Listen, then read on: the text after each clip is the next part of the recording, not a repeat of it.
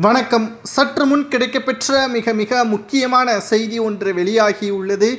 அனைத்திந்திய அண்ணா திராவிட முன்னேற்றக் கழகத்தில் ஓபிஎஸ் அவர்களுக்கு மீண்டும் ஒரு வாய்ப்பு கொடுக்கப்படுகிறது என்று அவைத்தலைவர் தமிழ்மகன் உசேன் அவர்கள் தெரிவித்துள்ளார்.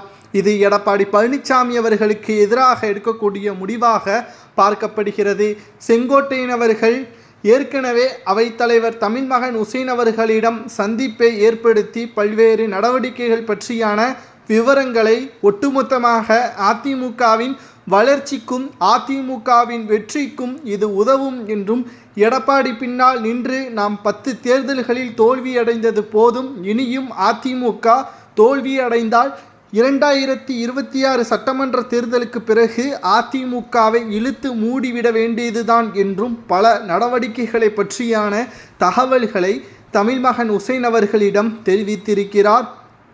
முன்னாள் அமைச்சர் செங்கோட்டையன் அவர்கள் மேலும் வருகின்ற 19ஆம் தேதி தேர்தல் ஆணையத்திடம் ஓபிஎஸும் எடப்பாடியும் சென்று இரட்டை இலை சின்னத்தை மீட்டு வர வேண்டும் என்றால் ஓபிஎஸ் அவர்களை அதிமுகவில் இணைக்க வேண்டும். குறிப்பாக அதிமுகவில் ஓபிஎஸ்ஐ மட்டுமல்ல, வைத்திலிங்கம், மனோஜ் பாண்டியன் மற்றும் இவர்களையும் ஆதரவாளர்களையும் கட்சியில் மீண்டும் இணைத்ததாக அறிக்கை ஒன்றை வெளியிட வேண்டும் என்று வைத்திலிங்கம் அவர்கள் பற்றியான சில உண்மையான தகவல்களையும் செங்கோட்டையன் அவர்கள் அவைத்தலைவர் தமிழ்மகன் உசேன் அவர்களிடம் தெரிவித்திருக்கிறார்.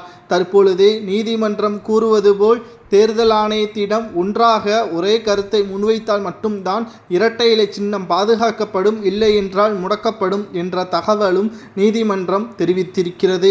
இதனால் வருகின்ற 19ஆம் தேதி தலைமை தேர்தல் அதிகாரிகளை சந்திக்கக்கூடிய இருவரும் ஒற்றுமையாக இருப்பதாக காட்ட வேண்டும். இல்லை என்றால் நிச்சயம் இரட்டை இலை சின்னம் பறிபோகிவிட்டால் சட்டமன்ற தேர்தலில் மிகப்பெரிய ஒரு தோல்வியை தழுவி எதிர்க்கட்சி அந்தஸ்தை கூட இழக்க நேரிடும் என்ற தகவலையும் தெரிவித்திருக்கிறார்.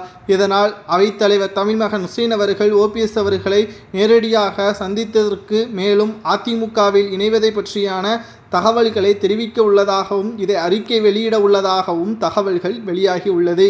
மேலும் செயற்குழு கூட்டத்தை கூட்டி ஒரே அடியாக ஒட்டுமொத்த மக்களுக்கும் தெரிவிக்கும் விதமாக செயற்குழு கூட்டத்தில் அனைத்து அதிகாரப்பூர்வமான தகவல்களும் வெளியாகும் என்ற தகவல் தற்பொழுது நமக்கு கிடைக்கப்பெற்றுள்ளது.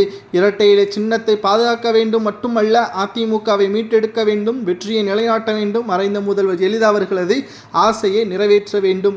ஆனால் இதில் மிகப்பெரிய ஒரு சிக்கல் என்னவென்றால், ஓபிஎஸ் அவர்கள் சொல்லக்கூடிய நிபந்தனைகளை எடப்பாடி ஏற்றுக்கொள்ள வேண்டும். அதிமுகவில் பொதுச்செயலாளர் பதவி கிடையாது, அது நிரந்தர பொதுச்செயலாளர் அம்மா மறைந்த முதல்வர் ஜெயலலிதா அவர்கள்தான் என்றும் கூறியுள்ளார்.